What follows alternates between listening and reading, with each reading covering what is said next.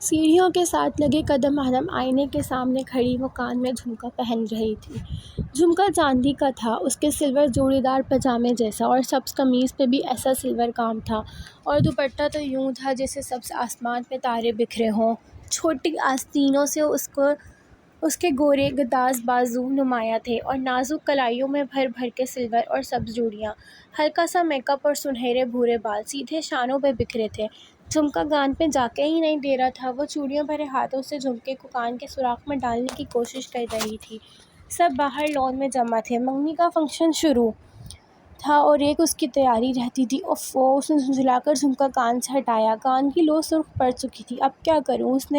اسی پل آئینے میں اس کے پیچھے فواد کا چہرہ ابھرا۔ فواد بھائی، وہ حیرانی سے پلٹی۔ آپ ادھر؟ سب تو باہر ہیں، تم بھی تو ادھر ہو۔ وہ اس کے بالکل سامنے آ کھڑا ہوا۔ بلیک سوٹ میں وہ اتنا اسمارٹ بندہ بنا بلغ جھپکے جیسے مبہوت سا اسے دیکھے جا رہا تھا۔ اس کی نظریں بلا ارادہ ہی جھک گئیں۔ تم کتنی خوبصورت ہو محمل۔ محمل کا دل زور سے دھڑکا۔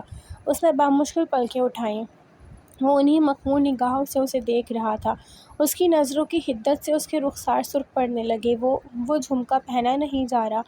وہ گھبرا کر جیسے ادھر ادھر دیکھنے لگی۔ ادھر دکھاؤ۔ فواد نے اس کے ہاتھ سے جھمکا لیا، ذرا سا جھکا اور ایک ہاتھ سے اس کا کان پکڑا اور دوسرے سے جھمکا ڈال دیا۔ او لو، اتنی سی بات تھی اور تم نے پورا کان سرخ کر ڈالا، اس نے نرم لہجے میں کہتے ہوئے ہولے سے اس کے بھورے بالوں کو چھوا اور پیچھے ہٹ گیا۔ وہ بھی سنبھل کر جھمکے کا سہارا لینے لگی۔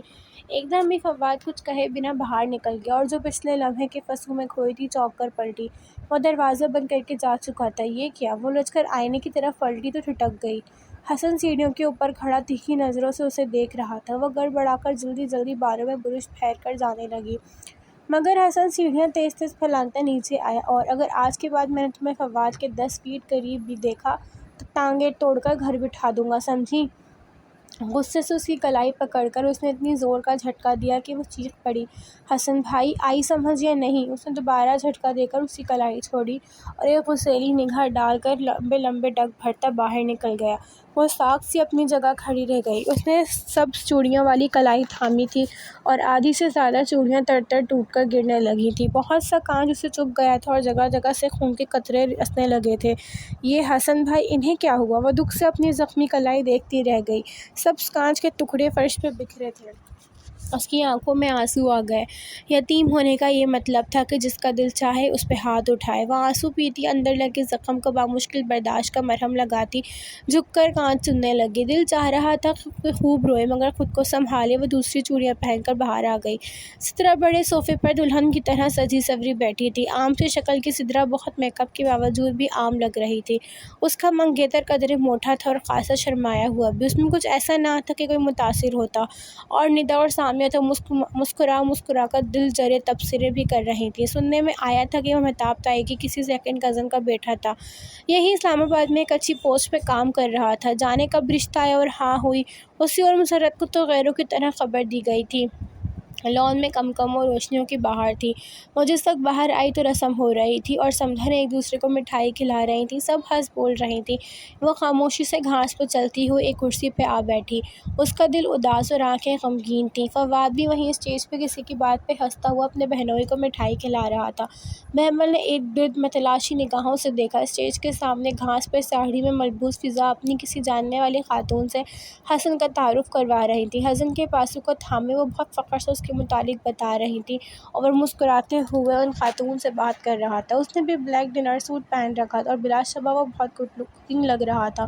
محمل نے دکھ سے اسے دیکھا۔ اس پر اسے حسن سے بڑا منافق اور دوغلا شخص کوئی نہ لگا تھا۔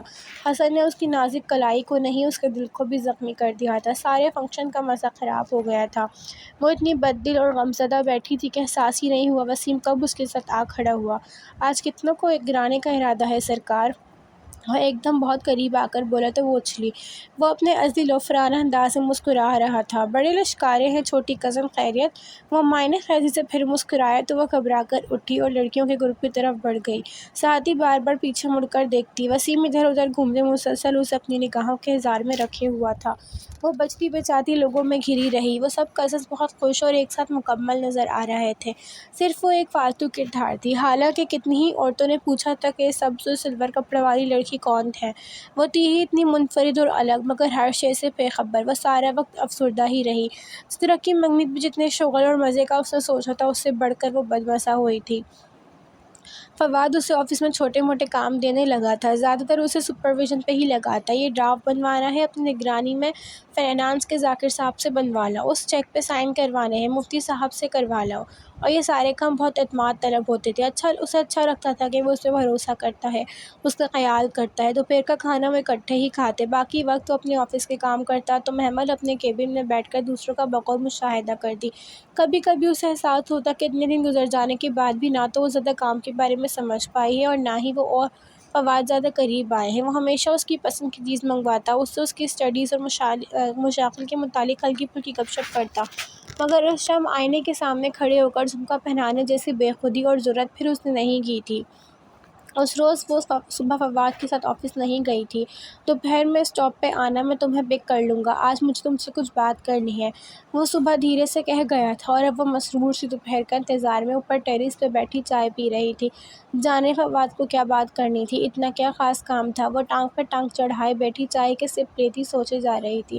نگاہیں یوں ہی سامنے والوں کے لان پہ بھٹک رہی تھیں۔ وہاں گھاس پہ سفید چادریں بچھی ہوئی تھیں اور ان پہ سفید شلوار قمیض اور ٹوپیوں والے مدرسے کے بچے ہل ہل کر سپارے پڑھ رہے تھے۔ درمیان میں ایک چھوٹی میز تھی، اس پہ ایک بڑا سا قرآن پاک اور کچھ سپارے رکھے تھے، ساتھ ہی اگر بتیاں جل رہی تھیں۔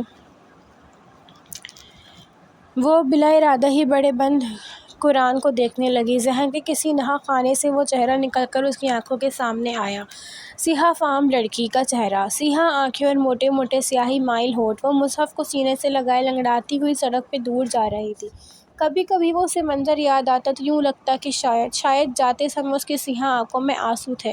وہ کیوں رو رہی تھی وہ سمجھ نہ پائی تھی۔ اس طرح بچے ہل کر سپارے پڑھ رہے تھے۔ اس نے دیکھا کونے میں بیٹھے ایک بچے نے سپارے کا صفحہ الٹتے ہوئے احتیاط سے ادھر ادھر دیکھا اور پھر 2 صفحے الٹ دیے۔ چند لمحوں بعد اس نے پھر نگاہیں آس پاس گھمائیں اور کسی کو متوجہ نہ پا کر 3 صفحے پھر سے اکٹھے الٹ دیے اور پھر بلند آواز میں لہک لہک کر پڑھنے لگا۔ نہ چاہتے ہوئے بھی مہمل ہنس دی۔ وہ چھوٹا سا بچہ اپنی دانش میں اپنے ارد گرد کے لوگوں کو دھوکہ دے رہا تھا، یا پھر شاید رب کو، وہ جان نہ پائی۔ بچے آہستہ آہستہ اٹھ کر سپارے رکھنے لگے، یہاں تک کہ سارے سپاروں کا واپس میز پہ ڈھیر لگ گیا۔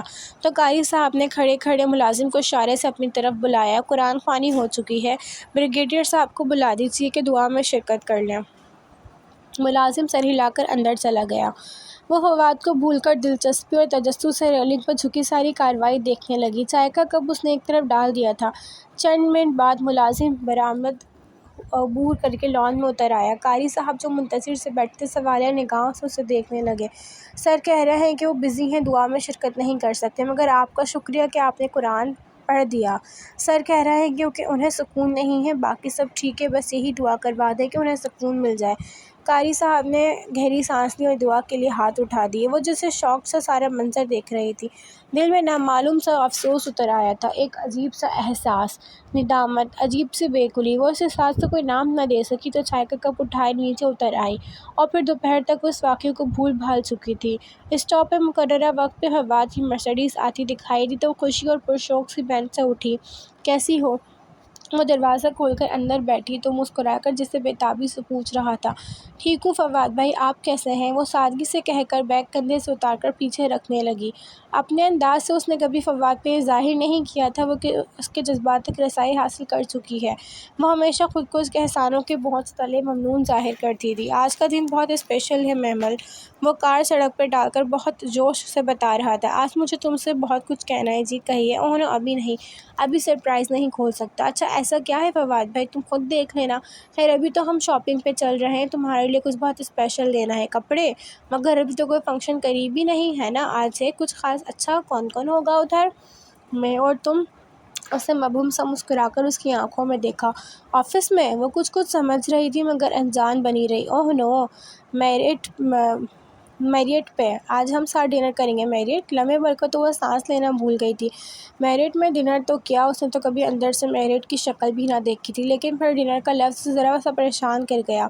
میں اتنی رات کو کیا کہہ کر باہر رہوں گی فواد بھائی؟ نہیں، ہم جلدی آ جائیں گے اور آج میں خود تمہیں گھر لے کر جاؤں گا سب کے سامنے۔ لیکن آف کورس تمہارے جواب کے بعد جواب؟ کس چیز کا جواب؟ کچھ پوچھنا ہے تم سے۔ اس کا دل زور سے دھڑکا۔ کیا وہ جو سمجھ رہی تھی سچ تھا؟ مگر کیا؟ یہ تو وہیں بتاؤں گا۔ آؤ کچھ کپڑے لیتے ہیں تمہارے۔ وہ کار پارک کر کے سیٹ بیلٹ ہٹا رہا تھا۔ مگر یہ ٹھیک تو ہے، اس نے معمولی سا احتجاج کیا۔ اوہ نو، آج تمہیں اسپیشل تیار ہونا پڑے گا۔ اس کے انداز میں نرم سی دھونس تھی۔ وہ ہنس کر اچھا کہتی نیچے اتر آئے۔ وہ اسے ایک خاص مہنگے بوتیک پر لے آیا۔ کپڑوں سے زیادہ کپڑوں کی قیمتیں ہوش اڑا دینے والی تھیں۔ وہ خود ہی آگے بڑھ کر کپڑے ادھر ادھر پلٹ کر دیکھنے لگا، پھر رک کر پوچھا، تمہیں ساڑیاں پسند ہیں مہمل؟ ساڑیاں؟ وہ حیران ہوئی۔ جی، مگر وہ بہت فارمل۔ کوئی اگر مگر نہیں، یہ ساڑی دیکھو کیسی ہے۔ اس نے ایک سیاہ ساڑی آگے کی۔ سیاہ شیفون کی ساڑی پہ سلور مخدوش بکھری تھی۔ وہ اتنی خوبصورت جھلملاتی ساڑی تھی کہ نظریں خیرہ کر دیتی ہیں۔ اچھی ہے مگر بہت قیمتی۔ تم سے زیادہ قیمتی نہیں ہے، یہ پیک کر دیں۔ پھر میچنگ جوتے اور نازک سا سلور نگوں والا آرٹیفیشل کنگن لیتے وقت خاصا وقت لگ گیا۔ دوپہر ڈھلنے لگی تھی جب وہ جیولری شاپ میں داخل ہوئے۔ Gold and diamond jewellery shop میں مہمل کا دل زور سے دھڑکا تھا۔ کیا فواد اس کے لیے کچھ اتنا قیمتی لینے جا رہا تھا؟ کیا وہ اس کے لیے اتنی خاص تھی؟ ڈائمنڈ رنگز دکھائیے۔ وہ کرسی کھینچ کر ٹانگ پہ ٹانگ رکھے بیٹھا قدرے تحکم اور رعب سے بولا تو مہمل نے سانس لینا ہی بھول گئی۔ خدا اس طرح چھپڑ پھاڑ کر بھی مہربان ہوتا ہے، اسے آج ہی پتہ چلا تھا۔ معمر بارش سونہار صاحب نے فوراً کچھ سیاہ کیس سامنے کیے اور جیسے جیسے وہ سیاہ کیس کھلتے جا رہے تھے، جگر جگر کرتی ہیرے کی انگوٹھیوں سے اس کی آنکھیں چندیا رہی تھیں۔ سر سالیٹائر میں دکھا دوں؟ ہاں بالکل۔ وہ تو بالکل چپ سی بیٹھی تھی، کچھ سمجھ۔ مزید ایپیسوڈز کے لیے چینل کو سبسکرائب کریں، ویڈیو کو لائک کریں، کمنٹ کریں، شیئر کریں اور بیل آئیکن پر کلک کریں۔ جزاک اللہ۔